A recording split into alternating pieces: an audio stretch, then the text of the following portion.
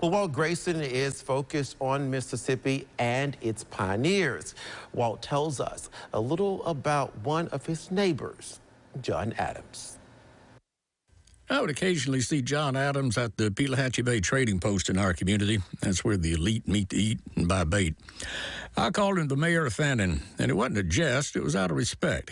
But I had no idea how much he deserved that title until a few years ago when there was a Fannin Civil Rights Reunion, signifying the anniversary of the march from Pisgah to the courthouse in Brandon back in 1965. Know what they were marching for? To register to vote. John told me his safety was threatened as a leader in that movement, and people could count on being pulled over and getting tickets after leaving meetings at area churches, including True Vine Church near Northwest Rankin School. True Vine was one of the churches that was burned back then to discourage the voting movement. We was holding meetings from church to church, and after a while, it got burned. So they burnt Pisgah first, and then they come on down here and burnt this church. These were pioneers who persisted and won the right to vote, although by law they already could vote. But 50 years ago, what was law and what was reality didn't always match.